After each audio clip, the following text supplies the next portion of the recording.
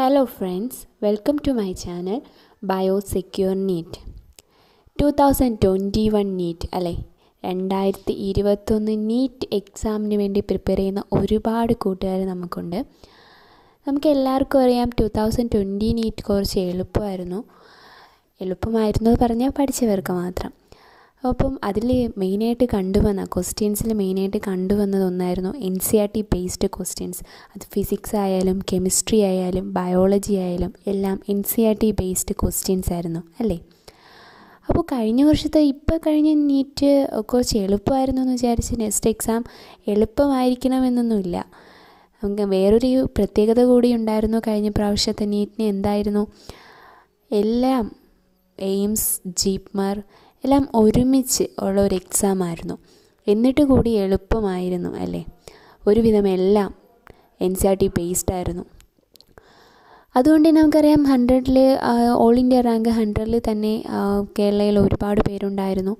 അതിൽ എയിംസിൽ അഡ്മിഷൻ എടുത്തു കഴിഞ്ഞവർ എല്ലാവരും അവർ പരിശ്രമിച്ചതിനായിട്ടുള്ള ഫലം അവർക്ക് കിട്ടിയിട്ടുണ്ട്. സോ എക്സാം എടുത്തത് എളുപ്പമായിരിക്കും എന്ന് വിചാരിച്ച് നിങ്ങൾ ഒരിക്കലും ഉഴപ്പരുത്. ടഫായിരിക്കും എന്ന് വിചാരിച്ച് തന്നെ പഠിക്കണം. എങ്കിൽ മാത്രമേ നമുക്ക് എക്സാം എളുപ്പമായിരുന്നെങ്കിലും ഒരു അശ്രദ്ധ പോലുമില്ല നമുക്കത് സ്കോർ ചെയ്യാൻ കഴിയുള്ളൂ. ഓക്കെ, നീറ്റിൻ്റെ കേസ് പറയുകയാണെങ്കിൽ 360 മാർക്സ് അല്ലേ, അതിൽ ഉള്ളതാണ് നമ്മുടെ ബയോളജി. ഇപ്പോൾ ബയോളജിനെ വിട്ടൊരു കളിയേയില്ല. അപ്പോൾ ഈ 360 മാർക്സ് നമ്മൾ സെക്യൂർ ചെയ്യണം. എന്തുകൊണ്ടാണ് ഈ 360 മാർക്സ് സെക്യൂർ ചെയ്യണം, അതിൽ ഒരു മാർക്ക് പോലും കുറയരുത് എന്ന് പറയുന്നത് എന്തുകൊണ്ടായിരിക്കും? എന്താണ് കാരണം? ഒരുവിധം പഠിക്കുന്നല്ല, നമ്മുടെ നീറ്റിന് വേണ്ടി പരിശ്രമിക്കുന്ന എല്ലാവർക്കും ഈ 360 മാർക്സ് സെക്യൂർഡാണ്. അപ്പം നമ്മുടെ റാങ്ക് നിശ്ചയിക്കുന്നത് ഫിസിക്സും കെമിസ്ട്രിയിലുമുള്ള മാർക്സാണ്. അപ്പോൾ ബയോളജിയിലെ 360 മാർക്സിൽ ഒരു മാർക്ക് നമുക്ക് സ്കോർ ചെയ്യാൻ കഴിഞ്ഞില്ല എങ്കിൽ, ഒരു ക്വസ്റ്റ്യൻ നമുക്ക് അറ്റൻഡ് ചെയ്യാൻ കഴിഞ്ഞില്ല, അല്ലെങ്കിൽ ഒരു നെഗറ്റീവ് ആയി എങ്കിൽ ഇത്രത്തോളം നമ്മുടെ റാങ്ക് താഴോട്ട് പോകുമെന്ന് ആലോചിച്ച് നോക്കണം. അപ്പോൾ നമ്മൾ സെക്യൂർ ചെയ്യേണ്ട ഫസ്റ്റ് തിങ് ബയോളജിയാണ്. 360 മാർക്സ് അത് നമ്മൾ സെക്യൂർ ചെയ്തിരിക്കണം.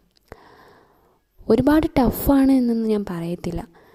എന്താ കാരണം, നമുക്ക് NCERT പഠിച്ച് അല്ലെങ്കിൽ ബയോളജി ഇൻട്രസ്റ്റ് ഉള്ള ഒരു കുട്ടിക്ക് തറവായിട്ട് NCERT പഠിച്ച് ക്വസ്റ്റ്യൻസും ചെയ്താൽ ഒരു ടെൻഷനും ഇല്ലാതെ കൂളായിട്ട് എക്സാം പോയി എഴുതിയാൽ നമുക്ക് സ്കോർ ചെയ്യാൻ പറ്റുന്നതേ ഉള്ളൂ ഈ 360 മാർക്സ്.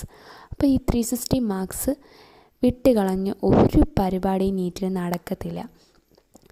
അപ്പോൾ എങ്ങനെ നമുക്ക് 360 മാർക്സ് സെക്യൂർ ചെയ്യാം? അത് നിങ്ങൾ ആദ്യം ചെയ്യേണ്ടത് ഒരു ടൈം ടേബിൾ ഉണ്ടാക്കാം. ഫോർ ബയോളജിയാണ് ഞാൻ പറയുന്നത്. ഒരു ടൈം ടേബിൾ ഫിസിക്സ് കെമിസ്ട്രിയും അതുപോലെ കൊണ്ടുപോകുന്ന പ്രോബ്ലംസ് ചെയ്യണം. ഓരോ chapter vice problems, previous year questions എല്ലാം ചെയ്യണം. അപ്പോൾ ബയോളജിയിൽ എങ്ങനെ നമുക്ക് സ്കോർ ചെയ്യാം?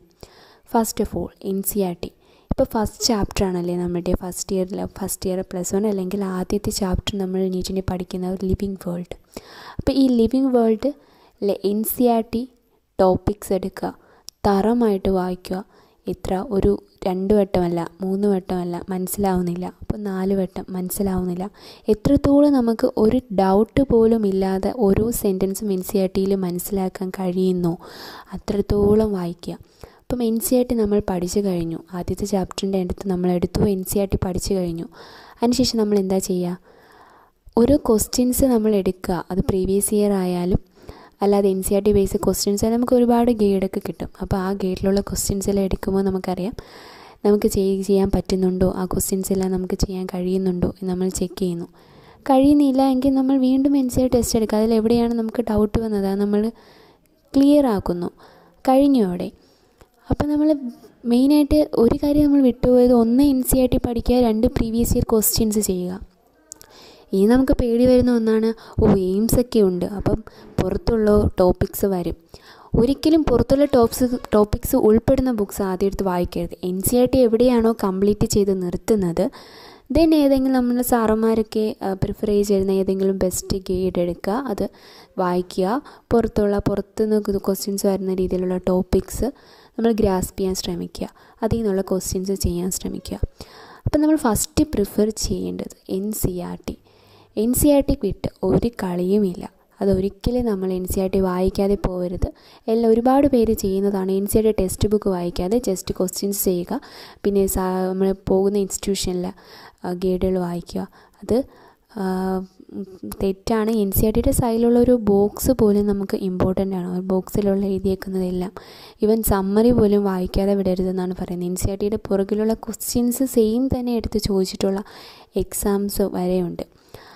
അപ്പോൾ ഞാൻ നിങ്ങൾക്ക് ഇവിടെ ഹെൽപ്പ് ചെയ്യാൻ പോകുന്നത് നീറ്റ് എയിംസിന് വേണ്ടി ഓരോ chapter wise NEET AIIMS questions, previous year questions ഓരോ ചാപ്റ്റർ വൈസ് നമുക്ക് ഡിസ്കസ് ചെയ്യാം.